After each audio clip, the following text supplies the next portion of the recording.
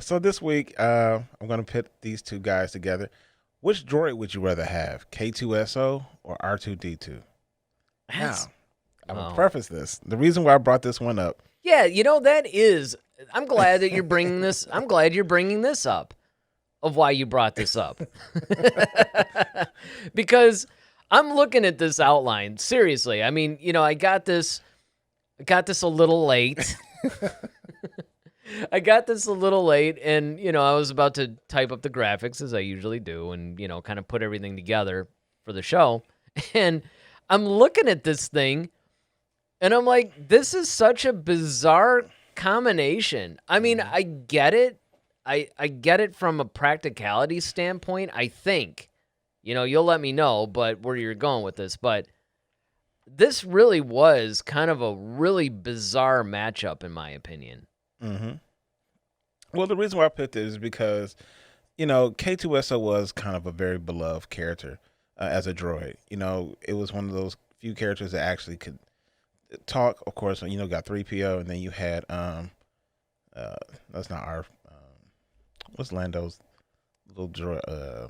Oh, something 3. R3 or L3? No, L3. L3. L3.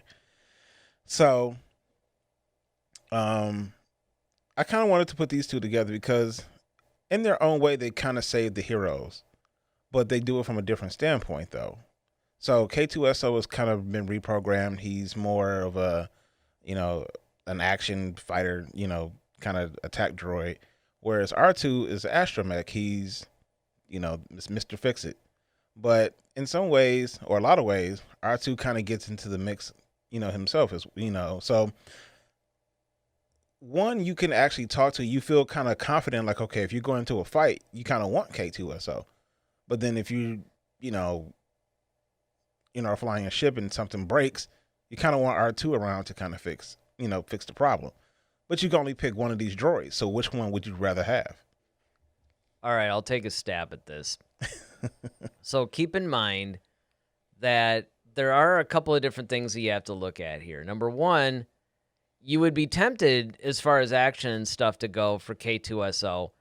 I actually saw this a little bit differently. I thought that you were picking these because they're both, in a sense, even though one's an Astromech droid and one's an old Imperial droid, it seems like they're, they can break into systems, they can do all this stuff. They're almost like that Swiss Army droid, kind of. Mm-hmm. Both of them. Even though they have different designs and they have different ways of functions, of carrying the stuff out. Yeah, absolutely. But the problem that I'm having, and, you did this. The problem that I'm having with this is that you could say that, K2SO is this total action droid, and, he's shown how good he is with a blaster when they finally gave him one. Right. And that he could pilot a ship, he could do all this stuff, right? Mm-hmm. But when you really stop and think about it, R2 is the one that's pretty much saved the galaxy in all 3 trilogies. Mm-hmm. Well, maybe less so in the sequel trilogy. But, I mean, he did have that missing map piece, though. Mm-hmm. So, I mean, he was a key figure even in that. But I think, I don't know, it's really tough because one of the things that's unfair about this challenge or this particular matchup is the fact that with K2SO, we only have one source for him, and that's basically Rogue One. Right. Sure, you get a little bit, I'm sure we're going to, because I know he's going to be in the Cassian Andor series, so we'll get him there. But I think the problem is that you can't understand R2 unless you have a translator. Right. Oh, this is going to be tough, yeah, man. Exactly. That's what I said. Like, there's pros and cons to each one of them. Yeah, this is a good one. I don't know. I mean, I'm going to... And, okay. I would be tempted to say R2, but I'm going for K2SO, and here's why. Because R2 is a little bit more needy, in my opinion. You said R2 is more needy? He's more needy. He's more needy because he can't go over all terrain. Mm-hmm. He can't... there's just he has to recharge all the time, and you got to hook him up. Mm-hmm. You have to fix him if he doesn't. I mean, he has some self-diagnostics. If you get in trouble, he's very limited in how he could help you. I mean, there's a lot of different things that are cool about him. Don't get me wrong. I just think that in this, when you factor in the fact that you can talk to K-2SO, K-2SO can pilot a ship. And I know technically R2 can too. Mm-hmm.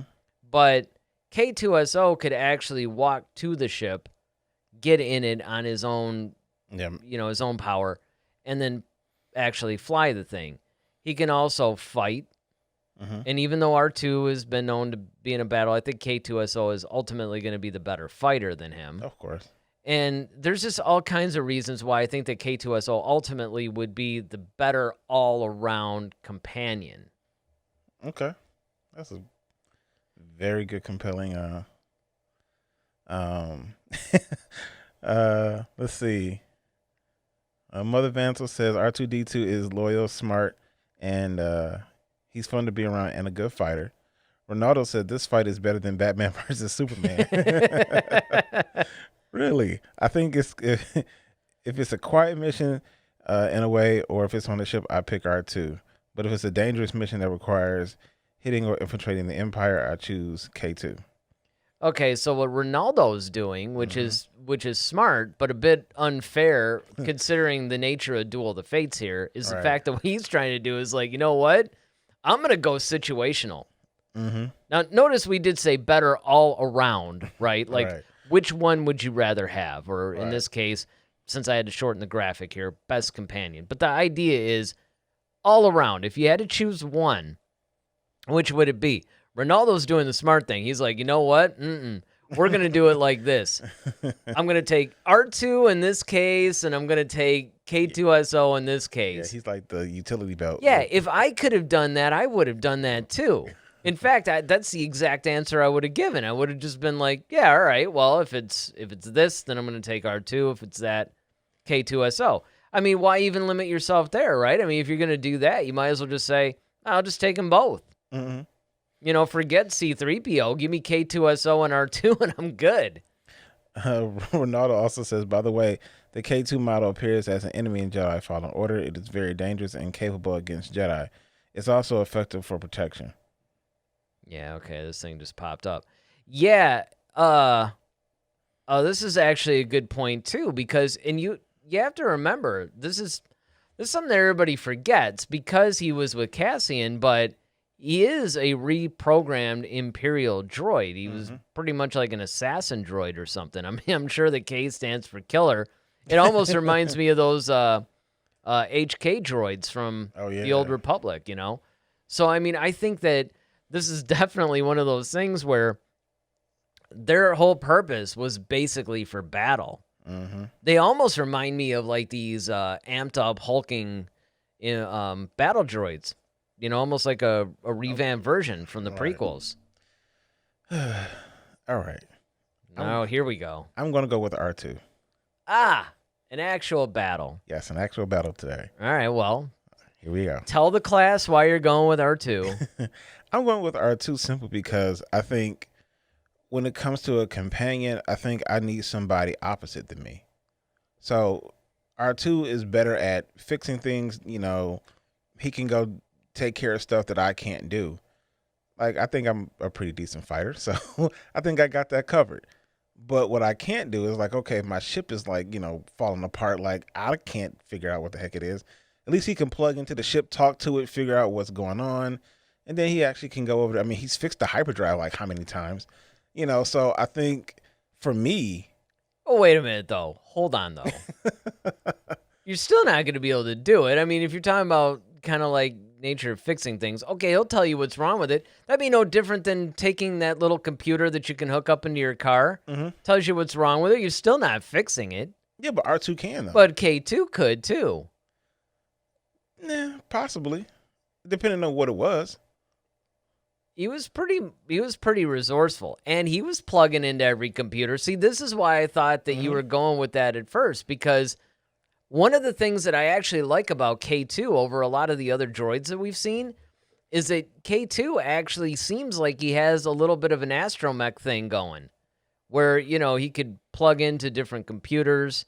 Yeah, he can you know, all the kinds of diagnostic things. I mean, I thought that was actually, honestly, a really cool touch. I'm like, okay, finally. Because on one hand, it seemed okay in the Star Wars universe where they would have your basically bipedal droids to do things like battle or interpretation or things like that. Mm-hmm. Some sort of companion thing, maybe kind of like a servant droid or something. But and then you have your other droids like your Astromechs and your power droids and all these other things to do maybe more of the utilitarian type things or maintenance or things like that. Right. They're more suited. But what I like what they were starting to do with the K2 models is that they were sort of combining them. You never really seen, because the old Imperial droid actually looked more like sort of a, kind of like a combination of C-3PO and like a Death Trooper. Yeah.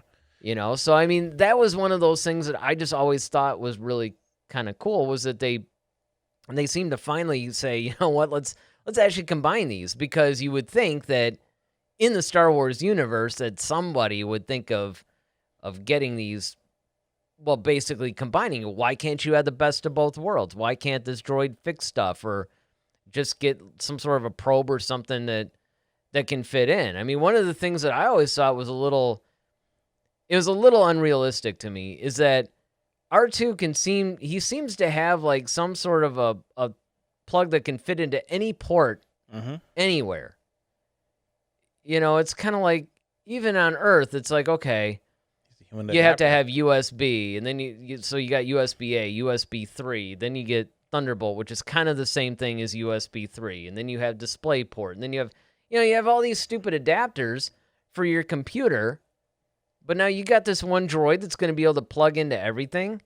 I mean, I always used to say the same thing. It's like a Phillips screwdriver and a straight blade screwdriver. Why don't you just make them one or the other? Mm-hmm. Why all these different things? And of course, the answer, before everybody lights up the comment section, I know it's because of different things. And I guess that's why they do that with droids too, is that they serve a different purpose. But yeah, I don't even know what I just said. Well, for me, R2, the other thing about R2 is what's cool about him is that he's unassuming. You walk in with some giant, K2 droid. I mean, like, it's going to draw a whole lot of attention. R2 is just kind of this cute little droid that just kind of rolls by, and yet he could be, he could have a whole bomb in him or something like that. You wouldn't know, because he's just an astromech droid. Like, he's very unassuming. So I figure that he can kind of get into areas where, okay, once again, if I'm trying to sneak around into some place, he's very unassuming. And like, my biggest thing is that he's a maintenance droid. He can actually fix, like you say, he can plug into things. That's his design purpose, is to fix stuff. So, like I said, he fixed, the Naboo fighter, not the fighter, but the Naboo ship that the Queen was on. That's when we initially saw him. He saved the Falcon, a couple of times. He's, helped Luke out in the middle of a whole battle. He's still, doing that stuff. He's rolling around, opening up doors and stuff. So he's more useful for me, because I figure like, okay, if I'm already, in the heat of battle, I don't have time to try to figure this stuff out, where I can send R2 to go do that. And then, I can kind of focus on the battle. But don't get me wrong. Like you said, you make a good point that K2, he is very useful, because yes, he does have some of those, utilitarian, aspects where he can plug in and stuff. But I think he just draws a lot of attention as well. Okay, I mean, I'll go along with the drawing attention thing. I'll go along with some of the other stuff, but still, I just think that it's just really tough. I mean, this is a really, really difficult one, because, and it's one that's actually worth arguing too, because, and you do wonder, they don't really go through this a lot in the Star Wars movies, right? They don't usually sit there and, I mean, other than that one scene where the Jawas were selling some of the droids or whatever, trading to Owen Lars on the Lars farm, you don't really see a whole lot of instances where people are buying or selling droids.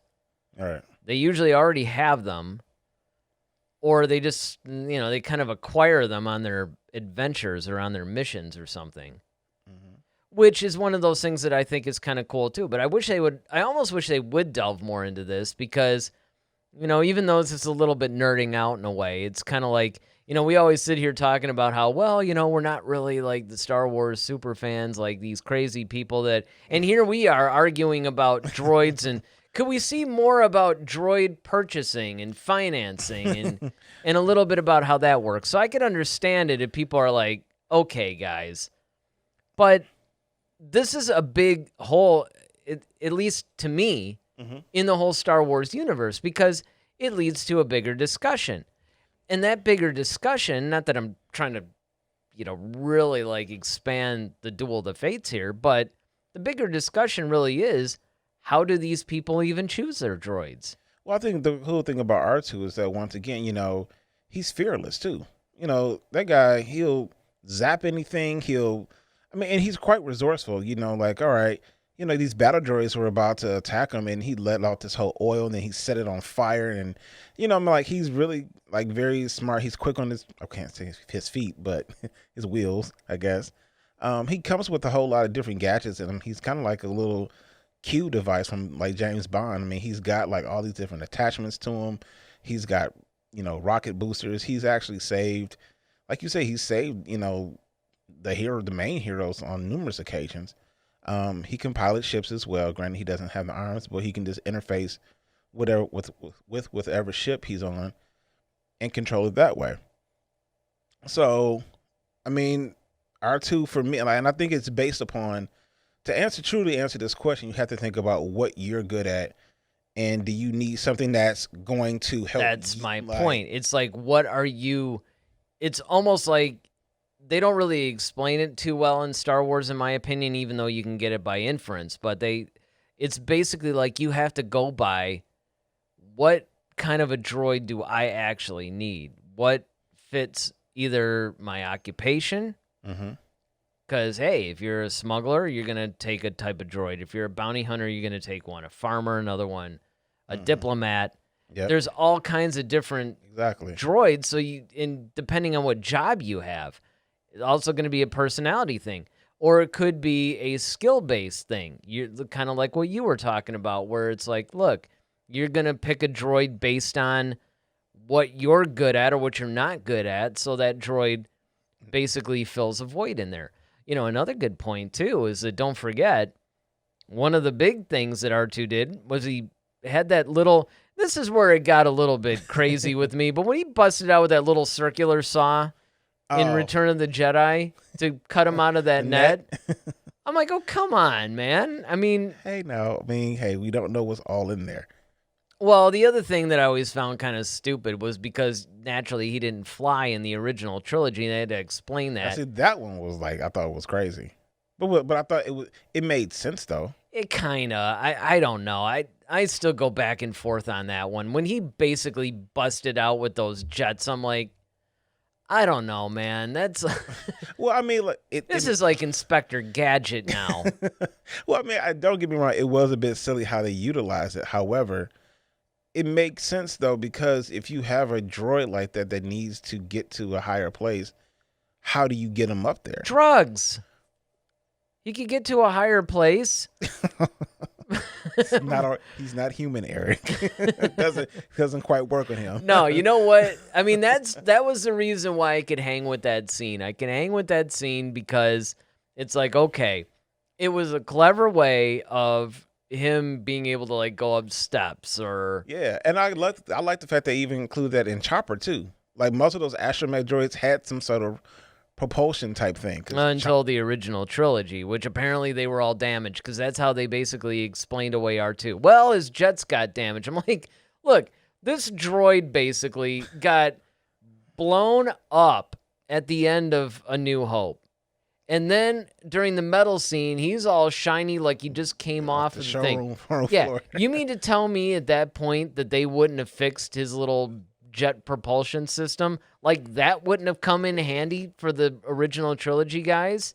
See, this is, and again, I get it. I know what it is. It's because they didn't have the technology to do that back in 1977, 80, and 83. Make no mistake, I understand. But it's like, if you're going to explain this stuff away, this is a time where I would almost say, you know what? Don't even try to come up with an in-universe. Yeah, let's just let it just.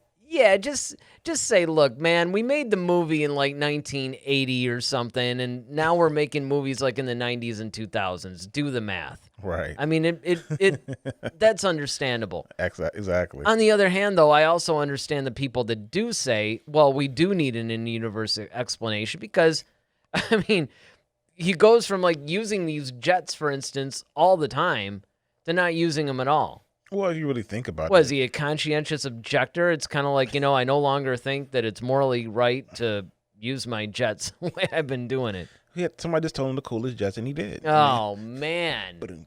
Wait a minute. Which one is it? No, that's not it. That's it. That was it. So I knew it. So I hit the wrong button. See, an R2 unit would have hit the right button for me. Let's go to the chat for a second here. Ronaldo says, that's a good point. Probably one that one of us made like eons ago.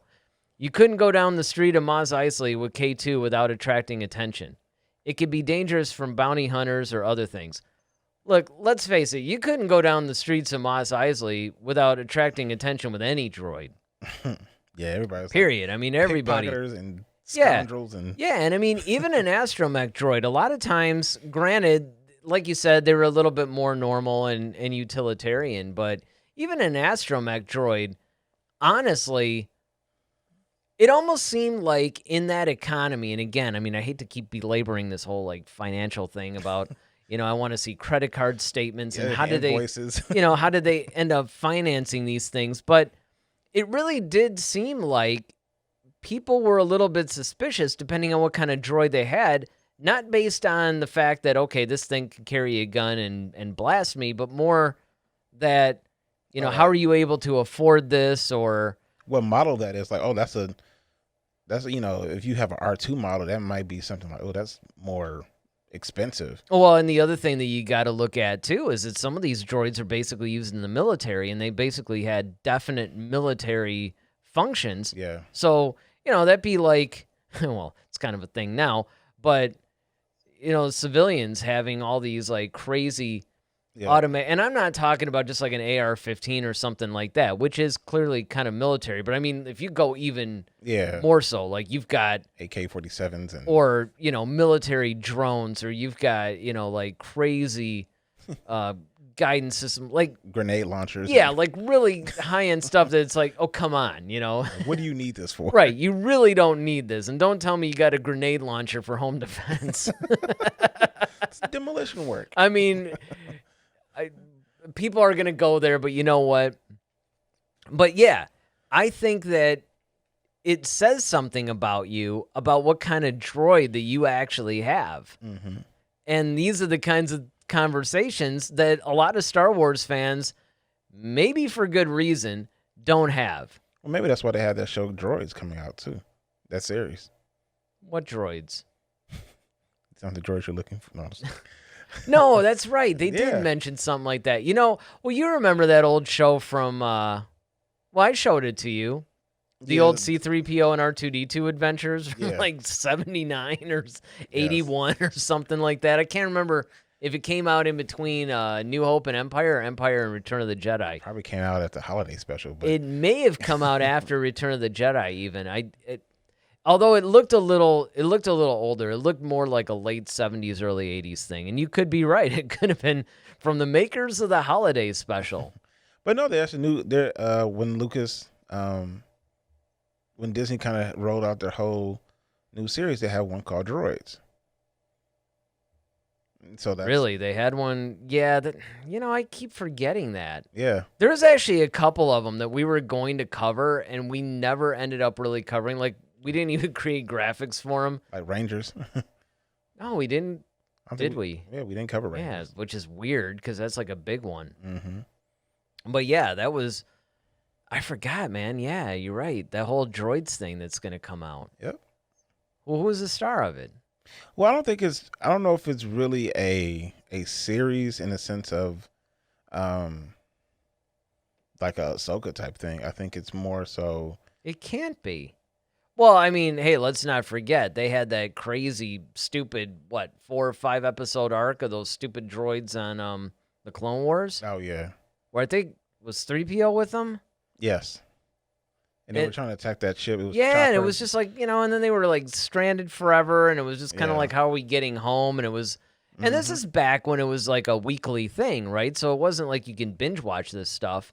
And I remember I'd always be like really all amped up, like, oh man, I can't wait till Clone Wars, can't wait till Clone Wars, can't wait to see Obi-Wan and Anakin, and they're going on all these adventures, and hey, we get the advancement of the story, like Yep. how's Palpatine getting his claws into Anakin, basically, and all this stuff with the Jedi thing. And what am I watching? I'm watching like droids trying to navigate through a sand planet. Yes, another sand planet. So another desert planet type of thing, trying to get home. And then it's kind of like, okay, you see that for what amounts to 20 minutes, 30 if you count the commercials. And it's kind of like, okay. And then they'll go next on Clone Wars, and then it's more droids going through sand and trying to get home. And it's like, how long? I remember saying this when it was on a first run thing.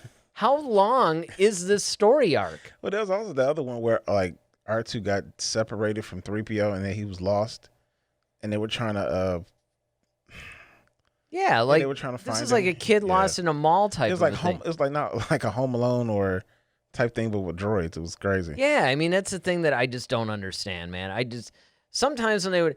What's funny to me about this is that there would actually be story arcs that were with the main characters that actually had real ramifications to the overall plot, and they would be shorter story arcs. Yeah. Like they'd be like 2 episodes or something. Or like you might have like 3 episodes with Anakin when they went and saw the father and the son and the daughter and all that stuff. And yeah, you had that was like 3 or something. But yet you have droids stranded on a planet for 5 episodes. Like a quarter of the season. It's like I don't understand that, but I don't even remember why I got started on that rant, to be honest with you. I'm sure it had something to do with this. But Well, we were just talking about the fact that they had a new show called Droids, and we don't know exactly who's the star of it and all that, but oh yeah, that's right. That's how we did it. Yeah. Well, follow the breadcrumbs. I'm still not sure. Well, if any of you guys know who are supposed to be the featured droids in this new droid series, let us know. And of course, if we care enough to actually go look it up and maybe even do a show on it. Because again, we are looking for some topics for our Monday shows in particular. I mean, our Friday shows generally are whatever's happening, but our Monday shows, we like to feature all kinds of different things, and they're single topic shows, and we just, talk about whatever. They're a lot more informal than our Friday ones. So, be sure to check those out. Yeah, and if you guys know the answer to that, I'm sure Daryl's looking it up because he's looking very intently in his computer right now. You can see that. But yeah, let us know. And I think... To answer your question from earlier, it was 85. Really? Yep. The Adventures of R2 and C-3PO was from 85. Wow, man, the animation looked a lot... It looked a lot more archaic than something from 85. I mean, don't get me wrong. I mean... It's not like 85 was, last week or anything like that. Ronaldo says that droid story arc from Clone Wars is very boring. See, He gets it. Mm-hmm. And I understand it's George's favorite. See, there you go. Yep, see? Right there. This is why you have to be kind of careful what you let George Lucas do.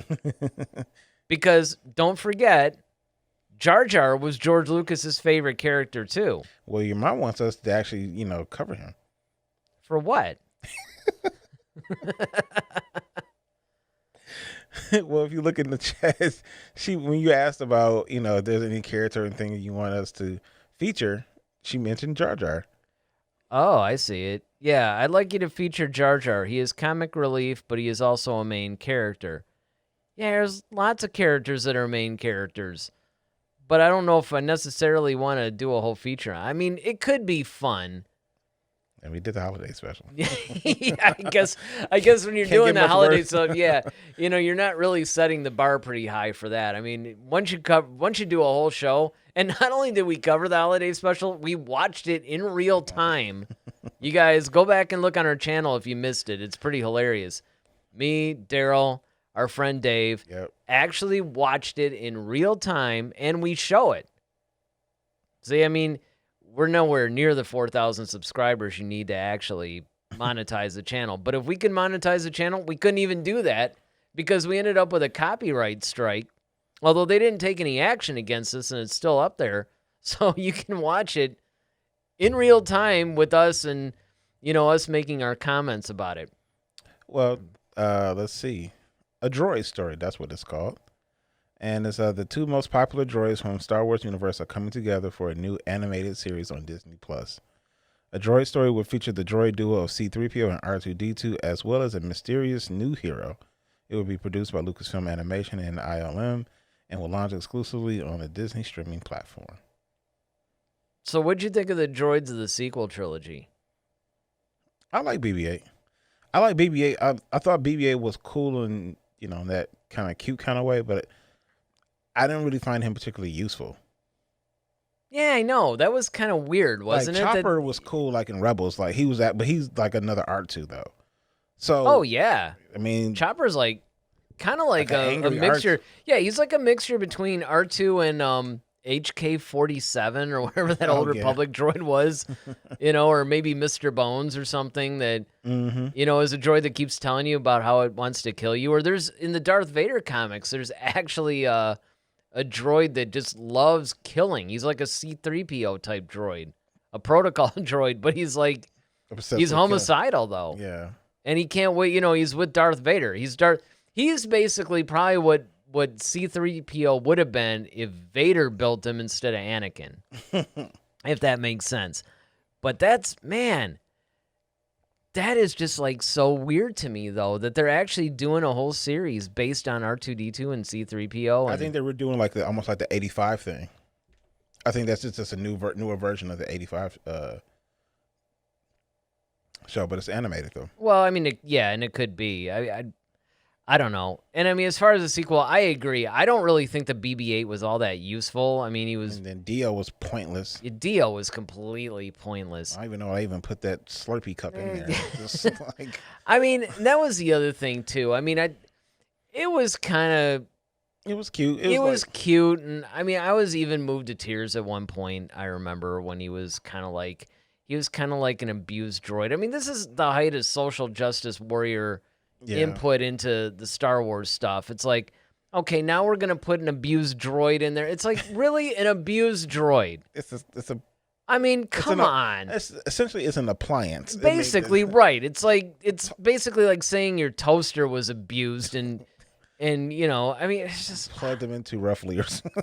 I can't get behind some of these things that these people are saying. I mean, it's just the droids. Yeah, I mean. And that kind of ruined it for me, too. I mean, on one hand, right, the emotion of it kind of got to me a little bit. But on the other hand, then I started thinking about it like, okay, really? An abused droid? This is what you're giving me in The Rise of Skywalker, which it was, right? It wasn't The Last Jedi. Yeah, The Rise of Skywalker. Well, yeah. The Dio, yes. Rise of Skywalker.